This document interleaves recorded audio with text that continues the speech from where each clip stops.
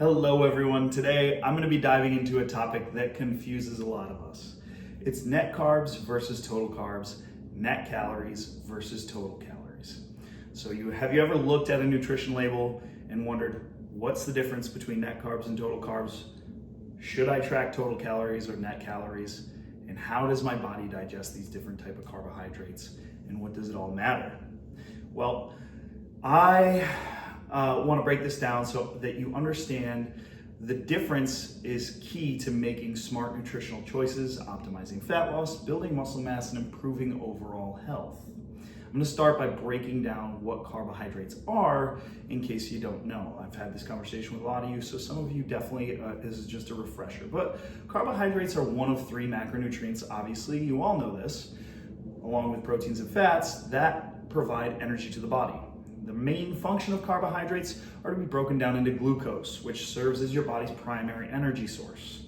1 gram of carbohydrate is equivalent to 4 calories. All right. The types of carbohydrates, number one, we have simple carbohydrates. These are fast digesting, quick energy release carbohydrates. These are made of 1 or 2 sugar molecules, either a monosaccharide or a disaccharide, and they're found in table sugars, fruit, honey, milk, candy, white bread, sugary drinks, and these cause rapid blood sugar spikes and insulin release. So these are great for quick energy boosts like pre-workouts or post-workout fuels. Next is complex carbohydrates. These are slow digesting, long-lasting energy.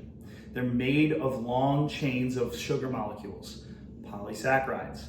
They're found in vegetables, whole grains, legumes, oats, brown rice, quinoa, sweet potatoes. They're slower digesting. They're more stable blood sugar levels and sustainable energy for long periods of time. They're good for keeping you full longer and providing steady energy sources.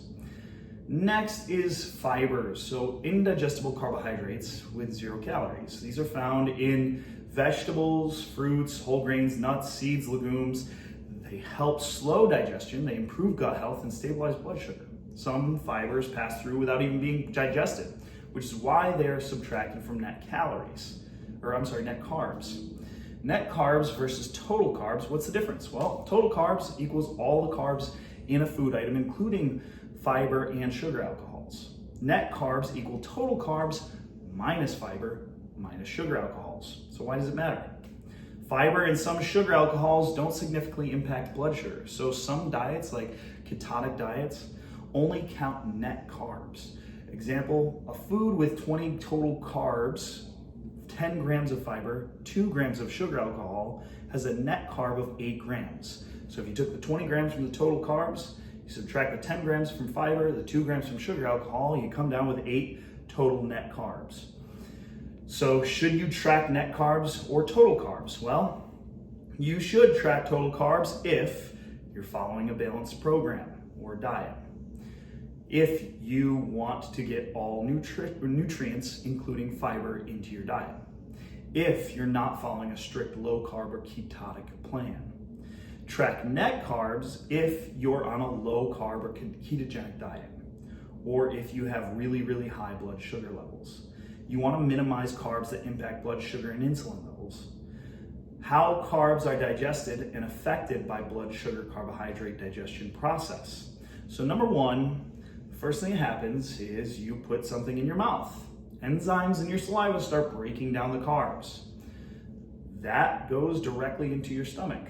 So when the carbs are breaking down further into simple sugars in your stomach, they're then passed into your small intestine. In the small intestine, they enter the bloodstream as glucose, triggering insulin releases from the pancreas. And that's where the cells start to absorb glucose. Stored as glycogen in muscles and livers in your liver for later use. It's used for immediate energy. Excess is converted into fat if it's not needed for immediate energy. And then the impact on blood sugar. Well, simple carbs go to rapid blood sugar spikes, which equal insulin release and can equal energy crashes. Complex carbs are slow, steady energy releases. They're more stable for your blood sugar. Now, talking about what the difference between net calories versus total calories are and the difference in what you should monitor. So total calories total amount of energy you consume from food. Net calories is total calories you consume from food minus calories you burn from activity. The formula here would be net calories equals total calories minus calories burned from exercise and activities. For example, if you consume 2,500 calories, you burn 600 from exercise, your net calories are now 1,900 calories. So the question is, which should you track? Well, you should track total calories at all times unless I tell you otherwise. That's number one. You should track total calories if you want a simple approach and you're not adjusting for activity levels manually. If you follow a set calorie intake regardless of workouts. Track net calories if you adjust your intake based on your workouts and daily activity levels, or you have a really high energy expenditure and you're a professional athlete or highly active person. If you are in a deficit, you burn more than you eat. For weight loss, focus on total calories. Maintenance, calories in versus calories out, it stays the same. We want to balance that. That's usually a time where we'll focus on net calories. If you're on a surplus, you're eating more calories than you burn anyways, so we're in a surplus. How to track net and total carbs, how to track net and total carbs in MyFitnessPal. For total carbs, MyFitnessPal already tracks that for total carbs by default. Just logs the food and it calculates total carbohydrate intake for net carbs. If you need net carbs or you want net carbs or you want to view it, you can go to settings, diary settings, and you enable net carbs mode. Log food and ensure it includes fiber content, and then you'll see how it subtracts fiber and sugar alcohols from your net carbs. So some takeaways here. What's most important? Carbohydrates. Total carbs matter most overall for overall energy and balanced nutrition.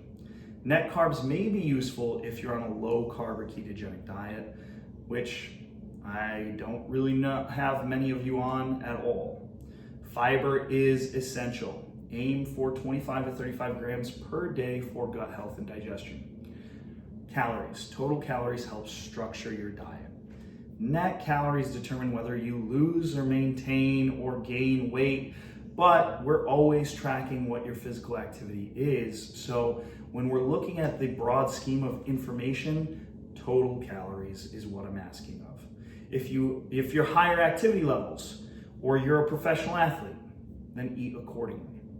Finally, some action steps. Focus on long-term trends, not daily fluctuations. Use MyFitnessPal to track your carbs and calories with consistency and monitoring that. Prioritize whole, nutrient-dense foods for sustainable progress and adjust carbs based on our goals or targets if I tell you to.